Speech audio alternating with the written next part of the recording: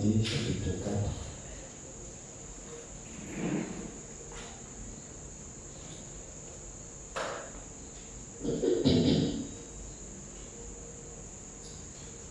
4. Timothée, chapitre 4, du verset 7 au verset 8. Nous lisons la parole du Seigneur. J'ai combattu le bon combat. J'ai achevé la course. J'ai gardé la foi. Désormais, la couronne de justice m'est réservée. Le Seigneur, le juste juge, me la donnera dans ce jour-là. Et non seulement à moi, mais encore à tous ceux qui auront aimé son avènement. Que le Seigneur ajoute la bénédiction de sa parole pour vous asseoir.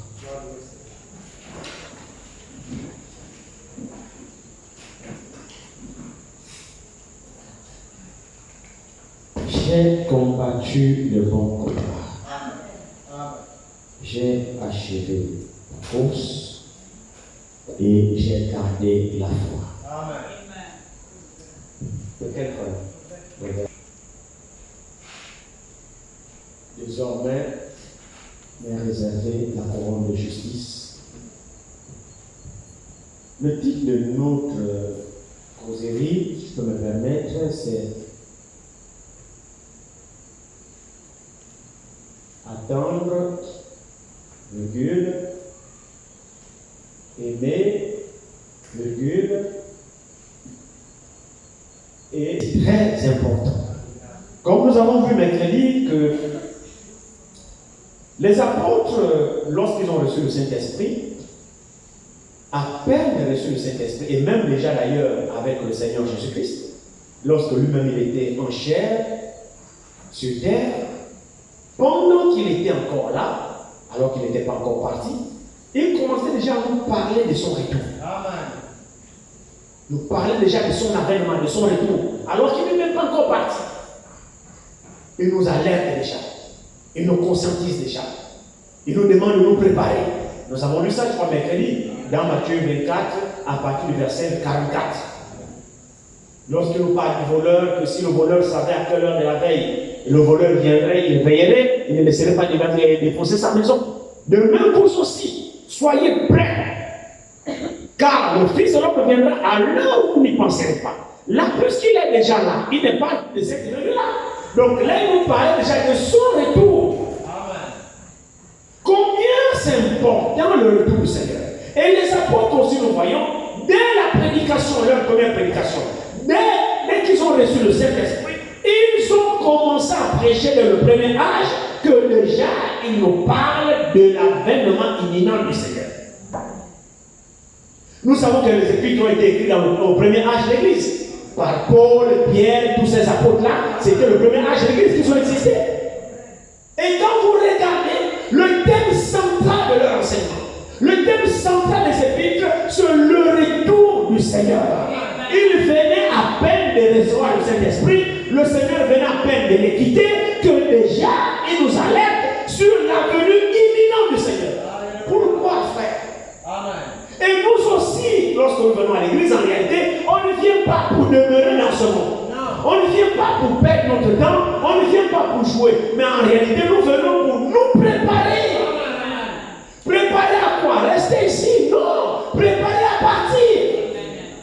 Alléluia. Lui-même encore, lorsqu'il était encore physiquement dans Jean 14, il dit, je m'en vais vous préparer une place. Il n'est même pas encore parti. Amen.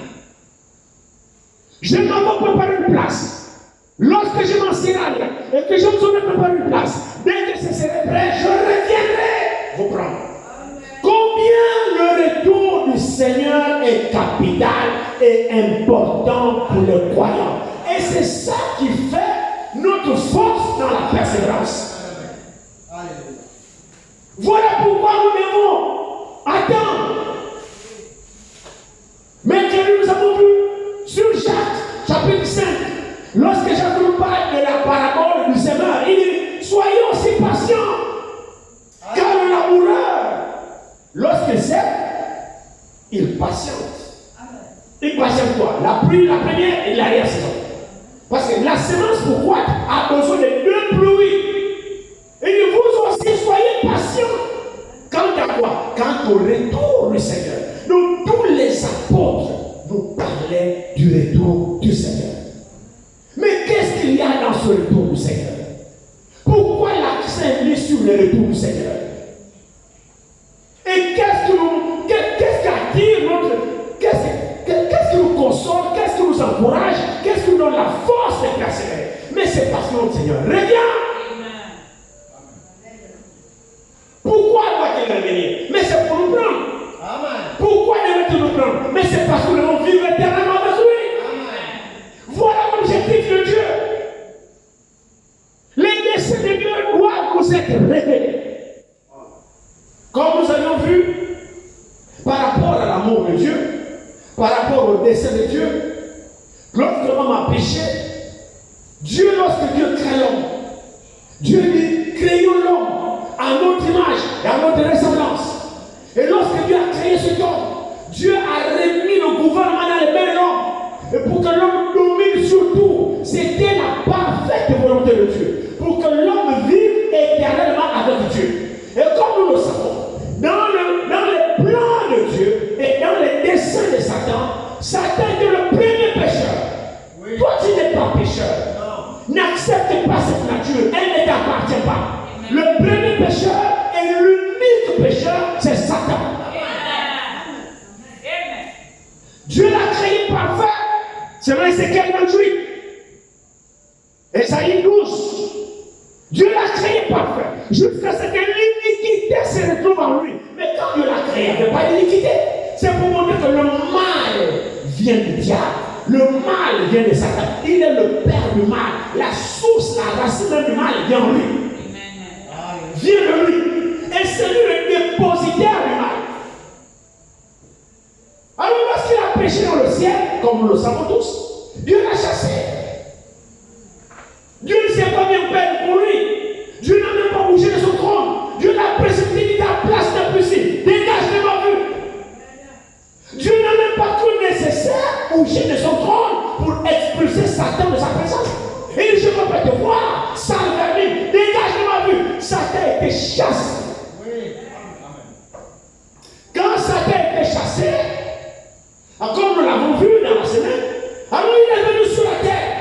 Pour lui, Satan est effectivement entraîner l'homme dans sa désobéissance, entraîner l'homme dans son péché, amener l'homme aussi à se séparer de Dieu parce qu'il venait de constater que Dieu l'a chassé. Frère, Satan n'ignore pas sa destination. Satan connaît sa destination, c'est l'enfer. Il est renseigné, il sait. Alors il ne veut pas aller seul. Il ne veut pas aller seul. Il va entraîner l'homme avec lui. Et lorsqu'il est sur le jardin d'Ève, comme nous le savons tous, il est passé par Ève. Il a réussi à séduire Ève. Nous avons vu dans la séduction aussi, mercredi, parler un peu du domaine de la séduction. Que c'est l'affaire de Satan et du diable. Oui. C'est lui l'inspirateur ou le séducteur. Le séducteur même c'est lui. Amen. Alors il a séduit Ève dans le but de mettre l'homme en discorde avec Dieu, oui, pour que lui aussi chasse l'homme. Le but de Satan quand il a fait ça, c'est pour que lui aussi chasse l'homme et que lui ne puisse pas aller seul en enfer. Que lui seul ne puisse pas affronter la colère de Dieu. C'est pourquoi il a amené l'homme à désobéir, à le mettre en conflit avec Dieu. Satan s'attendait à ce que le même sort qui lui a été réservé par Dieu soit aussi réservé par l'homme. Comme nous le savons dans Genèse. Dieu descend. Il y a beaucoup de choses dans ces passages. Je vous assure que la parole de Dieu est riche en contenu. Amen. Elle est tellement riche en contenu. Amen. De mieux, vous savez, lorsque nous avons cru, c'est vrai, frère, la croissance spirituelle existe. Amen. C'est la vérité. C'est comme un enfant qui est né, qui grandit.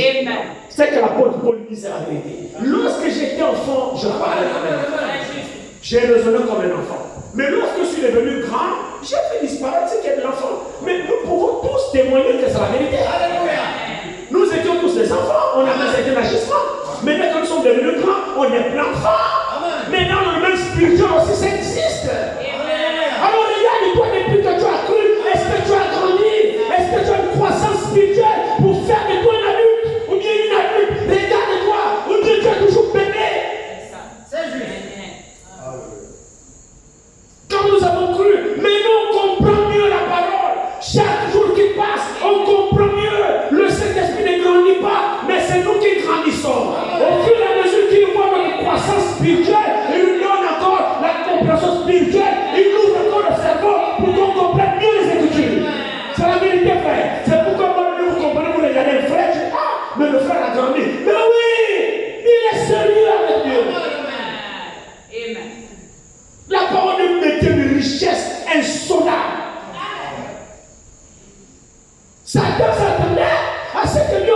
chasse l'homme pour qu'il aille avec l'homme. Mais à sa plus grande surprise, les choses ne sont pas passées comme lui pensait. C'est juste. Quand l'homme pêche, premier constat de Satan, Dieu descend. Adam, Adam, où es-tu? Or, quand Satan péchait, Dieu ne l'a même pas cherché. Amen. Dieu n'a même pas bougé de son trône. Il a dit, il a dégagé de ma présence. Chassez-le, chassez-le d'ici. Frère, Satan n'a pas de grâce. Satan ne se répand pas. Non, le pardon n'est pas accordé à Satan. C'est merveilleux ça. Le pardon n'est pas accordé à Satan. C'est pourquoi Satan ne se répand pas. Il connaît son sort, il va droit en enfer. Et pour lui, il ne veut pas les sauver. Quand il a basculé l'homme, Dieu là-bas a su. Amen. Dieu a su que l'homme a désobéi. Dieu a su que l'homme est tombé dans les mains du rusé, dans les mains du séducteur. Dieu a vu que le séducteur Satan a réussi à déplacer l'homme de sa place. Et c'est à bousculer le cœur de Dieu. Dieu a quitté son trône. Il est descendu, il dit, Adam, où es-tu? Premier constat, il dit, l'homme l'a cherché Adam, alors que moi il n'a même pas cherché. On s'en fout de toi. Mais Adam est précieux. Pourquoi? Satan ne connaissait pas le plan de Dieu. Satan ne connaissait pas que quand Dieu a créé Adam, c'est pour vivre éternellement avec lui. Et quand Adam est tombé par la faute du Seigneur, Dieu savait que ce n'était pas la faute d'Adam. Dans Adam, il n'y avait pas de mal. Dans Adam, il n'y avait pas des ambitions. Dans Adam, il n'y avait pas de recul. Adam était plus produit de Dieu. Le mal ne se trouvait pas en lui. Si Adam s'est retrouvé là, Dieu savait de qui il a pris ça. Ça vient du séducteur qui est Satan. Dieu connaît la source du péché. C'est pourquoi Dieu vient pour innocenter Adam. Dieu vient pour justifier Adam. Dieu n'est pas condamné Adam. Vous savez pourquoi? Parce que ce qu'Adam vient faire ne vient pas de lui. Il a été induit en erreur. C'est pourquoi il dit, Adam, où es-tu? Il dit, j'ai entendu ta voix. Je suis nu, j'ai entendu ta voix. J'ai eu peur, je me suis caché. Dis, mais qui t'a appris que tu es nu? Quand Dieu descend chercher Adam, s'il vous plaît, il dit, créons l'homme à notre image, à notre descendance. Vous suivez, non? Est-ce que l'église est avec moi? Faisons l'homme à notre image, à notre descendance. Nous connaissons la différence qu'il y a entre l'homme créé et l'homme formé. Amen. L'homme créé était esprit comme Adam. Et dans cette forme, il n'a pas péché. Alors Dieu a formé l'homme avec la poussière de la terre, d'où venait la faiblesse et la tentation. Donc dans cette forme-là, c'est dans la forme humaine de la chair qu'Adam a péché. Alors quand Dieu descend pour chercher Adam, il descend comme un homme. Dieu a cherché Adam comme un homme, comme l'homme cherche l'homme. Adam, mais frère, Dieu ne cherche personne. Mais c'est la préfigurée que Dieu viendrait comme un homme pour recevoir l'homme. C'est l'image que cela nous montre. Alors qu'est-ce que il a mis les feuilles de figuier et c'est juste pour se protéger. Il s'est caché, il a vu qu'il était nu alors. C'est le type de fabrication que nous faisons. C'est le type de quand nous avons péché, nous avons fait ce qui est faux, nous fabriquons souvent, on cherche à cacher notre péché. J'espère que vous me suivez. Chacun chez toi a fabriqué sa petite religion. Il faut pas que le frère sache que j'ai fait ceci. Les cachettes que tu fais, c'est ça le feu de figuier. Tu fais une fabrication pour qu'on découvre ce que j'ai fait. Tu inventes des histoires là. Tout ce que tu inventes là, c'est la religion.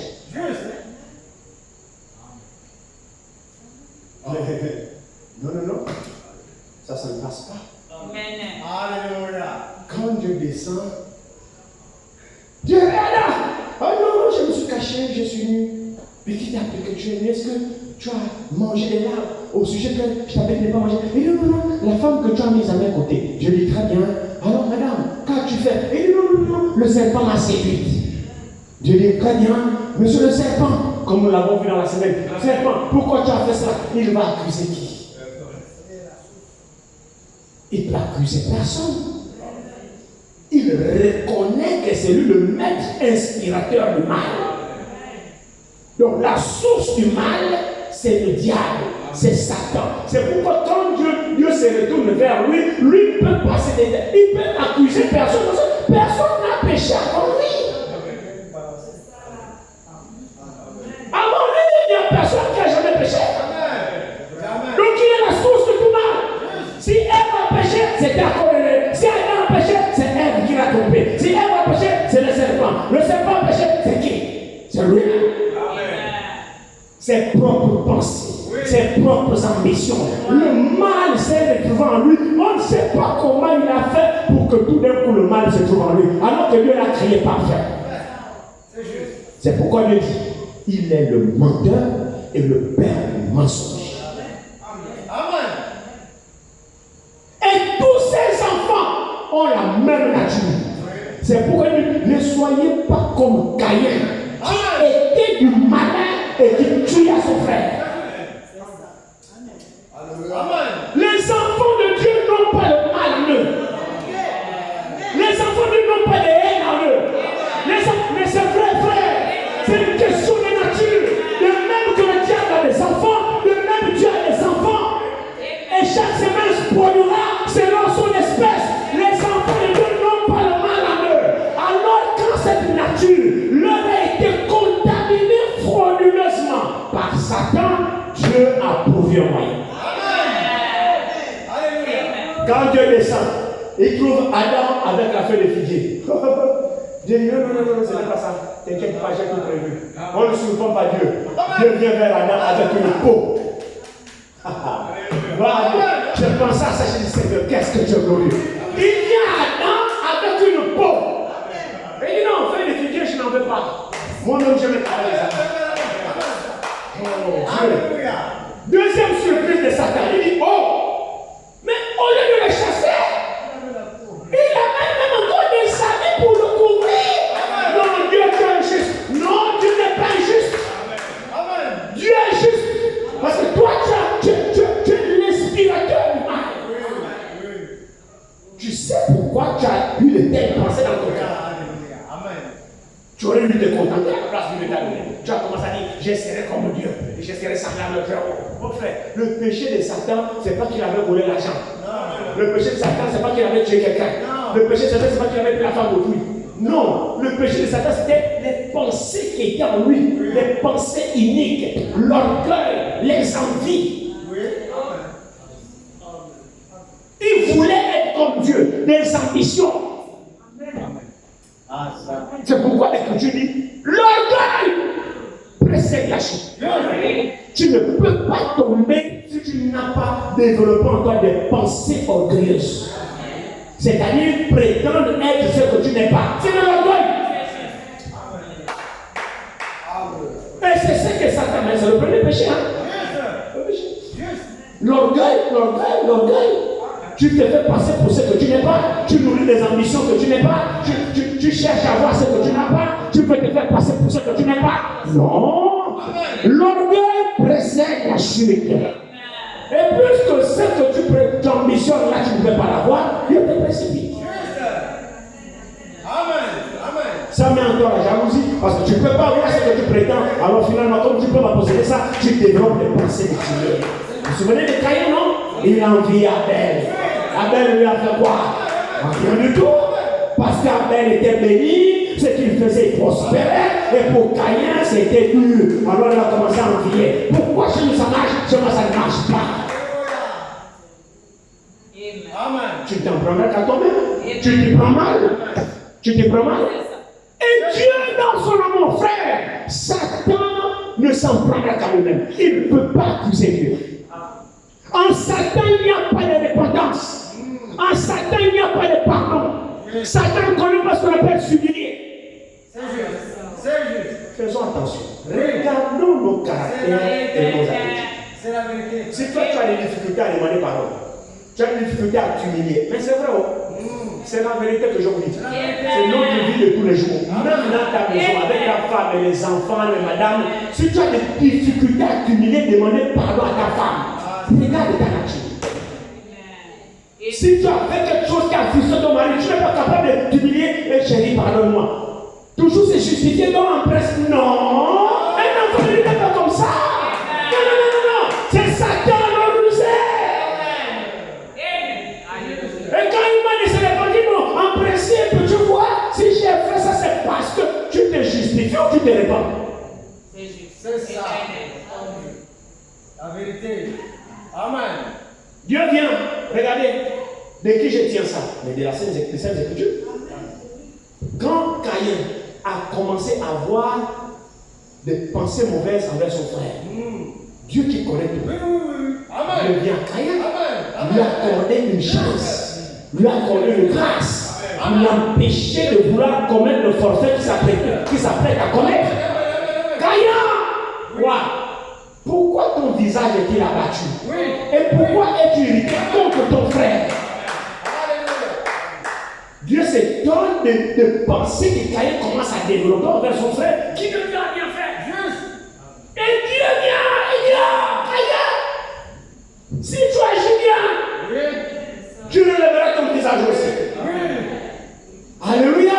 Si tu agis bien, alors t'es comme lui, copie lui. Tu agiras comme lui. Moi, je aussi, j'étais exaucé. Mais si tu ne fais pas attention, le péché se couche à ta porte. Le péché se couche à ta porte. Mais toi, domine sur lui. Si Dieu dit à Caïn de dominer sur le péché qui se couche à sa porte, c'est que si Caïn t'a donné la bonne volonté, Dieu l'aidera. Et pendant cette période de Caïn, s'il aurait écouté la voix de Dieu, Caïn allait renoncer à ses ambitions. Mais comme il n'a rien dans son cœur, Dieu parle, ça n'agit pas, Dieu l'instruit, il ne comprend pas, Dieu il ne fait pas ça, il ne continue. Pourquoi? Parce qu'en lui, il n'y a pas la sémence de Dieu. Et dans Jean 6, quand Jésus rentre en scène, il dit, pourquoi ne comprenez-vous pas mon langage? Parce que vous êtes le diable et que ma parole ne peut pas se trouver. Il n'y a rien à vous. Vous avez pour père le diable. Lui pêche sur le commencement. C'est pourquoi faisons attention. Résister à la parole de Dieu. Il n'y a qu'un seul qui le savent au lieu sur le diable. Les enfants de Dieu ne savent pas résister à la parole. Alors, Dieu a revêtu Adam. Alors, il vient avec une peau. La Bible ne donne pas les détails dans Genèse. Quand il vient revêtir Adam, la Bible dit Dieu fit des habits de peau à Adam et à Ève. Mais qui dit peau dit un animal tué. Et dans Genèse, nous n'avons pas de détails. La Bible dit qu'il a tué un bête, un agneau, et puis il a pris la peau. C'est pas décrit. On a seulement surpris qu'il a amené le peau. Mais amener le peau veut dire il y a le sang qui a coulé, il y a un animal qui a été tué. Mais cet animal qui est mort, c'est pas lui qui a péché. Nous voyons alors que dans l'amour de Dieu, Dieu tue l'être innocent pour revêtir Adam. Pourquoi Dieu a fait tout ça? C'est parce que Dieu a vu qu'Adam n'a pas péché, qu'Adam ne voulait pas faire ça, mais il a été trompé. C'est pourquoi le pardon est accordé aux enfants de Dieu. Pourquoi? Parce que Dieu sait que c'est pas vous et que vous ne voulez pas faire ça. C'est pas si l'église comprend quelque chose.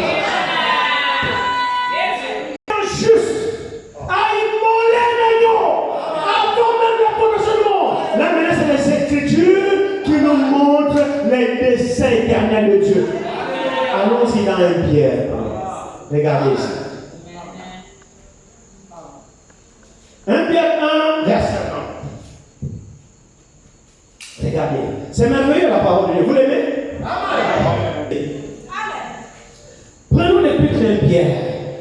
Observez ici. Il dit ici, Commençons verset 17. Et si vous invoquez comme Père, c'est lui qui juge selon l'œuvre de chacun, sans favoritisme. Conduisez-vous avec crainte pendant le temps de votre séjour sur la terre. Vous savez que ce n'est pas par des choses périssables, par de l'argent ou de l'or, que vous avez été rachetés de la vaine manière de vivre que vous aviez hérité de vos pères, mais par le sang précieux de Christ, comme un agneau sans défaut et sans tache. Verset 1. Prédestiné, non, maintenant, à l'an 0 quand il est né, non, prédestiné avant la fondation du monde. Alléluia. Pourquoi il fut manifesté à la fin des temps à cause de vous. Donc Satan ignorait le plan de Dieu. Il pensait qu'il va embarquer le Fils de Dieu. Non, Dieu a créé le Fils de Dieu pour que le Fils de Dieu vive éternellement avec leur Dieu, avec une expiation. Parce que Dieu savait ce que Satan ferait. Et quand on est dans les profondeurs du message, frère Branham dit, nous n'avons jamais péché. Oh, c'est là que vous surprendre. Mais allez-y dans la présence de Dieu. Vous comprenez que le péché sur le diable. Et quand cela t'est révélé par la prédication, tu retrouves ta nature. Tu goûtes le péché dehors. Tu comprends alors que tu n'es pas né pour le péché. Alléluia. Alors tu cherches le péché. Tu dis non, je ne suis pas un pécheur. Satan, c'est toi le pécheur. Et l'agneau a été immolé avant la fondation du monde. Pour que lorsque je m'aperçois de mon iniquité, je pars me confier à lui. Le sang des boucs et les pérols ne pourraient pas ôter. Mais le sang de l'agneau, prédestiné avant la fondation du monde. Si Dieu ne connaissait pas ça, pourquoi il va prédestiner un agneau avant la fondation du monde? C'est parce que Dieu maîtrisait son histoire. Mais Satan ne connaît rien. Comment avec cette grande glorieuse révélation, la parole nous est complètement éclairée. Comment chacun ne peut pas rentrer en possession de sa nature? Que Dieu bénisse mon frère. Le passage de le psaume 89. Regardez ça. C'est au début. La justice et l'équité sont la base de ton trône. La base de ton trône. Donc la base du trône de Dieu, c'est la justice et l'équité. En Dieu, il n'y a point de justice. Alléluia. Il dit, la bonté et la fidélité sont devant ta face. Amen. Verset 7. Heureux le peuple qui connaît le son de la trompette. Amen. Est-ce que l'église est là?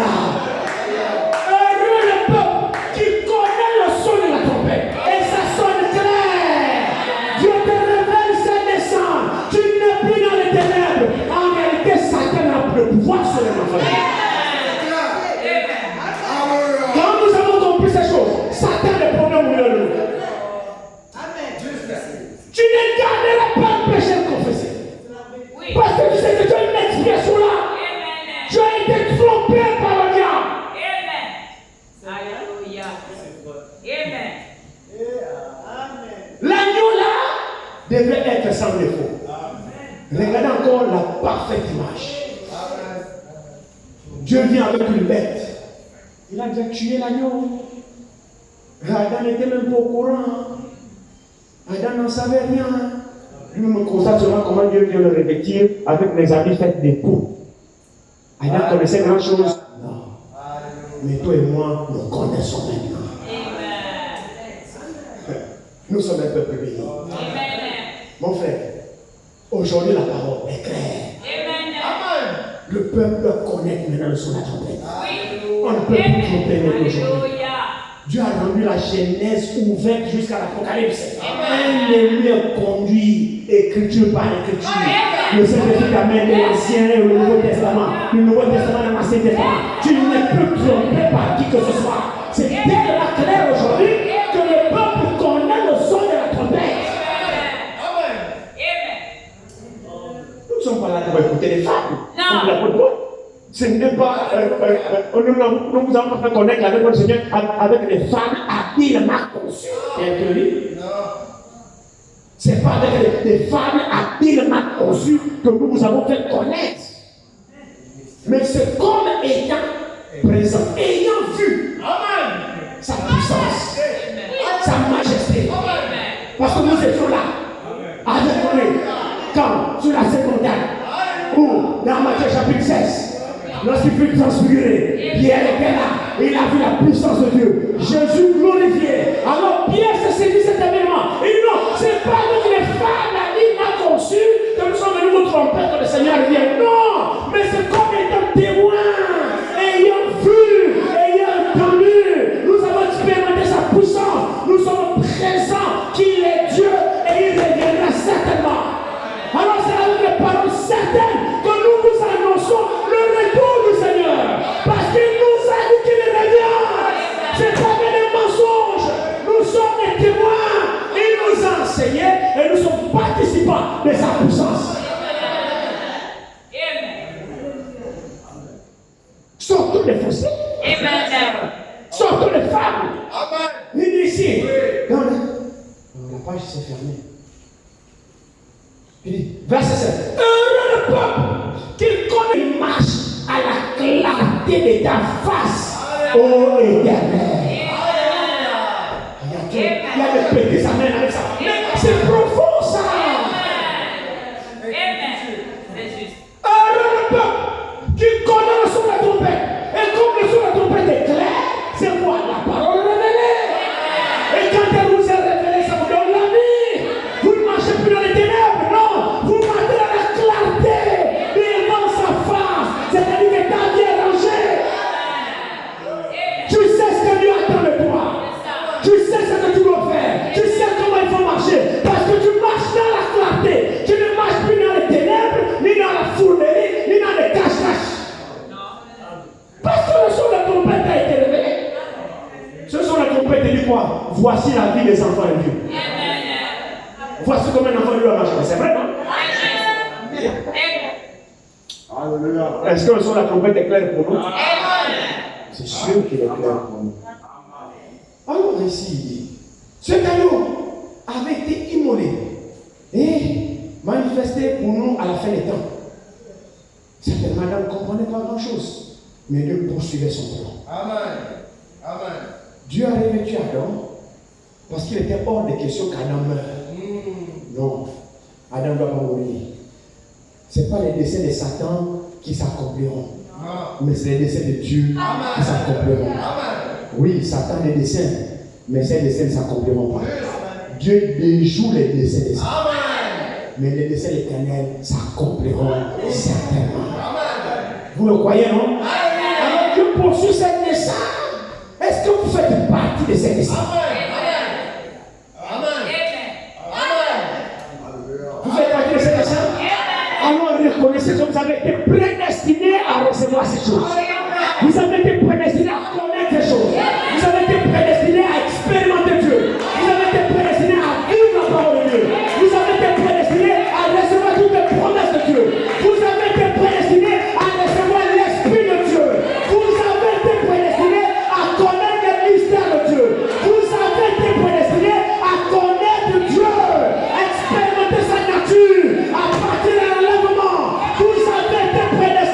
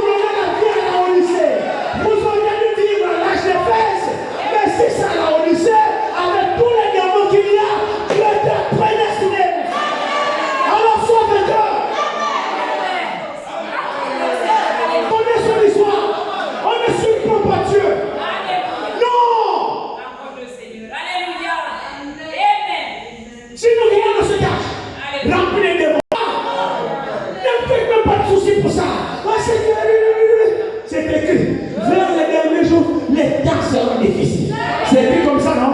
Mais ne te fais pas de soucis. C'est dans ce cas-là que toi, ma fille, tu dois vivre. Les temps sont difficiles, mais la puissance de Dieu est avec toi. Pour vaincre les temps qui sont difficiles. Croyez-le. Donnez raison à Dieu. Tu as des fils et des filles. C'est lui qui m'a fait vivre dans le temps difficile. C'est lui qui m'a fait vivre dans le temps difficile. Mais les gars sont sauvés. J'ai dit mon père. Les temps sont difficiles.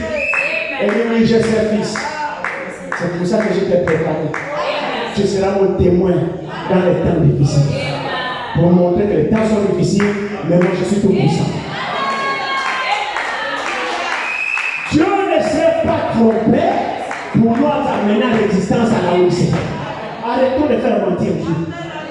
Arrêtons! Sinon, maintenant Dieu s'est trompé. Seigneur, j'aurais pu vivre à l'époque de Paul. C'est faux. Tu mens. Alors regarde-toi. Tu es fils de Dieu dans la Odyssée. Tu es fille de Dieu dans la Odyssée. Dieu s'est trompé pour t'amener à l'existence dans cet âge, de te permettre de vivre ce qu'il y a à vivre. Mon frère, les temps sont difficiles, oui. La perversion partout, oui. Mais Dieu a un plan pour toi. Alléluia. Tu es un vase dans sa main. Il veut que tu marqué par lui, tu manifestes la puissance de Dieu. Il t'a prédestiné, il a fait de toi un vase, que tu manifestes la parole parlée. Dans ce temps difficile, c'est pourquoi Dieu t'a gardé et il t'a donné une nourriture qu'aucun âge n'a reçu. Et cette nourriture te permet de te préparer à cet avènement-là. Oui, Dieu t'équipe, mon frère, ma soeur. Dieu t'équipe, ma soeur. Affronter les temps difficiles. Et c'est dans ce temps que tu as la parole parlée. Tu appelleras les choses à l'existence. Tu défieras ce temps. Tu le défieras parce que Dieu est avec toi. Dieu t'a prédestiné à vaincre ce temps. Tu n'es l'épouse de l'Odyssée. Tu n'es pas l'épouse des fesses. Tu n'es pas l'épouse des filles ou des pétards ou des tassines. Toi, tu es l'épouse de l'Odyssée. Chaque épouse a ses caractéristiques, a une parole appropriée qui te permet de vaincre les circonstances de ton temps. L'église avec moi, non? Alléluia. Jésus-Christ. Vous croyez à ça? Vous attendez? Qui attend ici? Qui aime son ami? Oh, mais ceux qui étaient en lui doivent aimer cet avènement. Parce que quand il vient, nous serons semblables à lui. Ce corps d'abaissement-là, nous allons l'abandonner. Mais c'est vrai. Allons-y dans 1 Corinthiens 15. 1 Corinthiens 15. Regardez un peu ici. Qu'est-ce que l'apôtre Paul nous fait savoir ici? Voyez avec moi ici. 1 Corinthiens 15.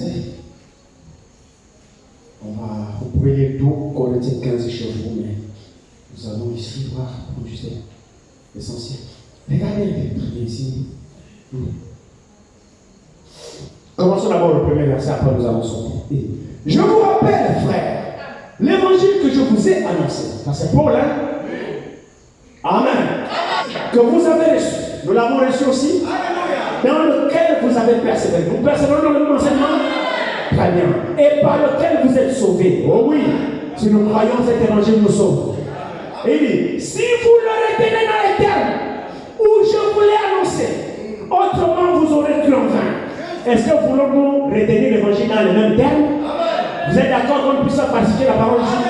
Vous comprenez pourquoi de cet endroit-ci, de cette chair ici, on a fait une priorité et une interdiction ici, là, ici. Ailleurs, oui, mais ici, sur la scripture, ici, c'est notre engagement. Oui. En tout cas, ce n'est pas le vôtre, je le dis. De cette chair ici, seules les Écritures. La chair n'a pas été consacrée, dédiée pour les femmes. Tu veux qu'une femme descende, s'il te plaît, monsieur? Tu veux raconter les 10 descendants ici? Ici, c'est lui qui monte ici. Donne-nous la parole de Dieu dans les termes même. Parce que nous autres, nous connaissons l'efficacité de la parole. Il dit ici, il dit, par lequel vous avez retenez, dans les termes où je voulais annoncer, autrement, vous aurez cru en vain. Maintenant, qu'est-ce que tu nous as annoncé, M. Paul? Verset 3. Je vous ai enseigné avant tout, comme je l'avais aussi reçu. Il n'y a pas trop d'amen là. Mais ici, à mon avis, ce n'est pas Paul seulement qui va dire ça. Tous les envoyés doivent dire ça. Enseignez après ce qu'on vous a reçu. Donc, si Dieu ne t'a pas donné, tu n'as rien à donner. C'est clair, non? Il faut d'abord recevoir de Dieu, pas du séminaire. De Dieu, pas de la dénomination. De Dieu, pas de vos faux prophètes là. Il faut d'abord recevoir de Dieu. De Dieu. Alors, quand tu reçois de Dieu, et maintenant communique toute la part de ce Dieu. C'est que tu auras reçu. Mais si Dieu ne t'a rien donné, tais-toi recevoir. Ici, c'est pas un endroit pour faire monter nos compétences. Non. Ici, si tu n'as rien, eh bien tu n'as rien. Mais c'est vrai ce que je vous dis. C'est pas dire, oh non, moi je suis ancien, j'ai encore depuis 35 ans. On s'en fout. On s'en fout. Tes 50 ans du message ne nous intéresse pas. Même un enfant qui a appris à 5 ans, Dieu peut te donner quelque chose, et il monte là, Dieu lui a révélé, et nous sommes bénis. Toi, avec tes 50 ans, on n'a pas besoin. Il faut d'abord recevoir de Dieu avant de donner. Alors, Paul dit ici, il dit, je vous enseignais avant tout, comme je l'avais aussi reçu. Que quoi, M. Paul? Que Christ est mort pour nos péchés. D'après moi, Paul.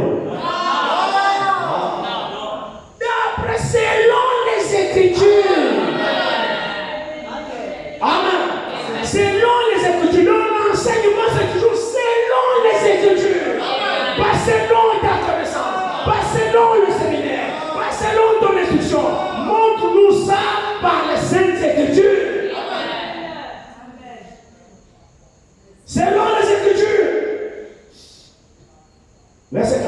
Il a été enseveli et il est ressuscité le 3e jour. Selon les Écritures. Amen. Amen. Est-ce que l'église est là?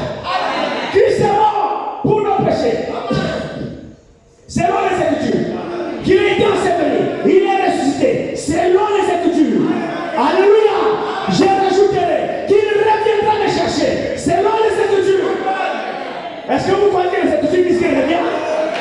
Qu'il me prendra dans la gloire. Selon les Écritures.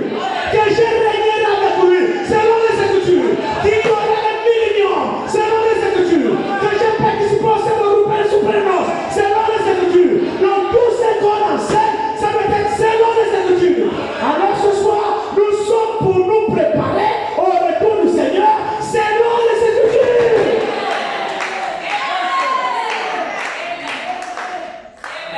Est-ce que les Écritures disent qu'il revient? Amen. Et qu'on doit se préparer? On ne se prépare pas n'importe comment. Pas selon ce que toi tu penses. Non. Selon les Écritures. Toujours les Écritures. Vous êtes fatigué des Écritures? Vous êtes fatigué des Écritures? Bon, comme ça, je ferme la Bible, on va dans les fables. Dis-nous ce que Dieu nous a dit. Monsieur le prédicateur, dis-nous ce que notre Dieu t'a dit de nous dire. C'est pas pour ça que vous êtes là. Vous êtes venu écouter ce que votre Dieu m'a dit de vous dire, non? Amen. Alors Dieu va dire à tous les prédicateurs de dire à son peuple. Sentinelle. Quand était dévalué, j'étais à ma tour.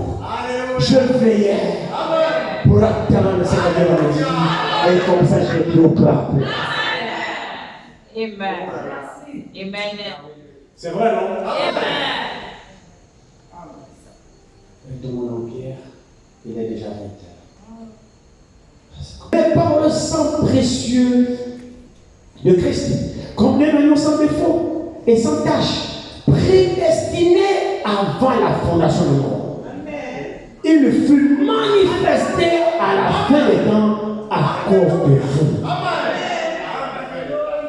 Par lui, vous croyez en Dieu, qu'il a ressuscité les morts et lui a donné la gloire, en sorte que votre foi et votre espérance reposent sur Dieu. Dieu nous a fait des promesses. L'objet de notre foi n'est pas passé dans des fables. Pourquoi croyons-nous au retour du Seigneur? Mais c'est parce que c'est écrit. La première venue du Seigneur avait été annoncée par des prophètes. C'est vrai, non? La première venue du Seigneur avait été annoncée par les prophètes. Amen. Quand on a péché, ainsi de suite, Dieu a immolé les lions, comme on l'a vu. Dieu voit seulement qu'on lui révèle des peaux. Il n'a même pas posé la question à Dieu, où tu as trouvé la peau là? Dieu a trouvé ses feuilles de figuier. Apparemment, le figuier, c'était l'arbre qui avait un peu de grosses feuilles devant sa présence. Et il voyait qu'il peut fabriquer quelque chose pour couvrir sa nudité. Et c'est ce qu'il a pu trouver. Et quand Dieu vient, Dieu rejette. Il dit non, ne casse pas la tête. Tu es mon fils. J'ai tout prévu. C'est toi qui es surpris par ce qui t'arrive. Mais moi, j'ai tout prévu. Satan ne me contourne pas. Ce n'est qu'une créature. Je savais qu'il ferait ça. Alors j'ai déjà tué une bête innocente avant même que je le décrète. Et Satan ne connaît pas ça. Alors la peau là, j'ai prévu de revêtir par la mort d'une vie innocente. Tout ça c'était le secret. Quand nous venons dans Jean chapitre 1, Jean chapitre 1, il dit ici,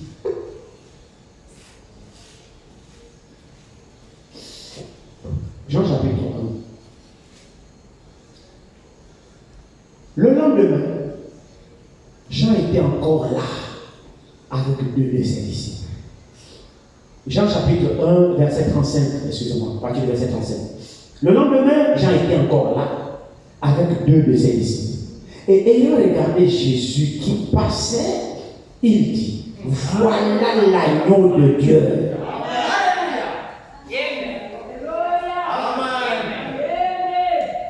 Amen.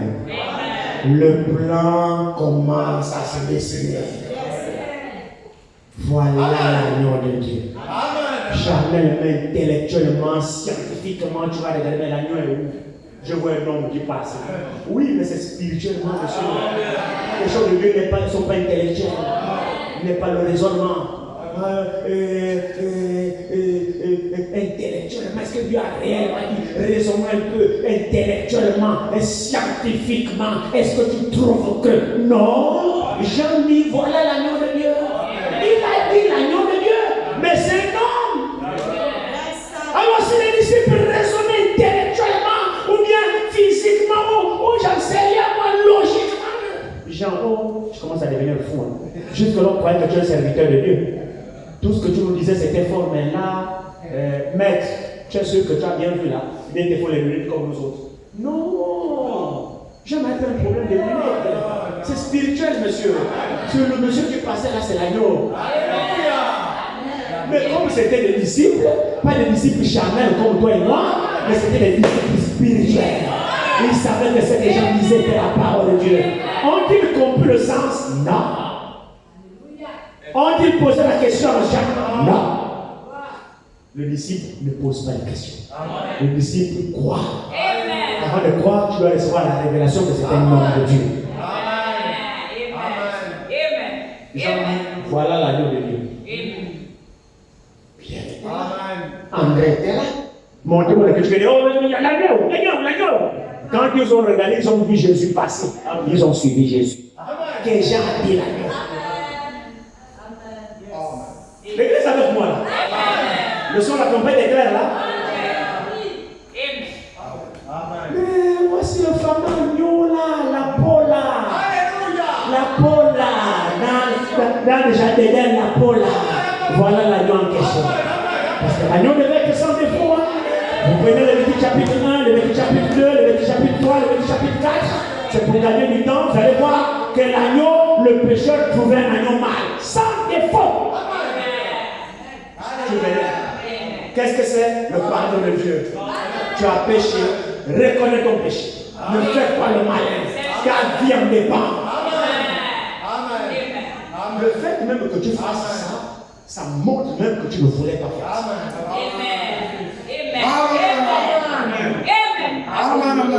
Le fait que tu obéisses à la parole montre que ce n'est pas ta nature de désobéir à la parole. L'église me suit. Mais comme la chair là, la faiblesse là, tout d'un coup tu dis oui, j'ai encore fait ça. Heureusement qu'il y a un agneau. Tu prends vite l'agneau. Tu commences à passer par là, les bourris au bord. Les voisins te voient. C'est pas ton problème, laisse la honte. Le voisin qui te critique, les personnes s'en cachent derrière la maison de son agneau. Je ne sais pas. Frère, c'était ça la porte de sortie. Ça montrait que tu ne voulais pas faire ça. Et regardez l'image merveilleuse. Lorsque tu venais de ton agneau, toi-même tu l'examinais d'abord chez toi. Il faut qu'il soit sans défaut. Alors quand tu viens là-dedans, le sacrificateur sait que tu as péché. Ça c'est un problème. On ne se moque pas des autres. Non, on ne se moque pas. Je passe derrière chez la soeur André qui va parce que je fouille le frère François. Je passe avec la fenêtre ouverte. Oh, le frère qui passe avec la main, oh, là il a péché. Je m'en fous. Amen.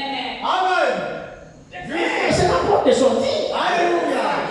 Il se trouve que la chair dans laquelle je suis me contraint. Des fois, je n'ai pas envie de faire ça, je me retrouve en train de le faire. Alors, il y a une porte de sortie. Pourquoi voulez-vous me priver de ma porte de sortie? À cause de vous, la honte est de vous. Mais vous allez ne me faire pas. Frère, vous allez seulement vous moquer de moi, mais vous ne pouvez rien faire. Et vous moquez de moi, là, ça ne me colle pas. Pécho, et puis, qui ne pêche pas. Et quand tu t'es présenté chez le sacrificateur ne te juge pas toi. Non. Le sacrificateur sait. Et là, tu as un problème. Donc il ne te juge pas. Il juge la bête que tu as amenée si elle est sans défaut. Parce qu'elle doit mourir à ta place. Tu as déjà des défauts. Alors la bête que tu dois amener doit être parfaite. Parce que tu dois le transférer.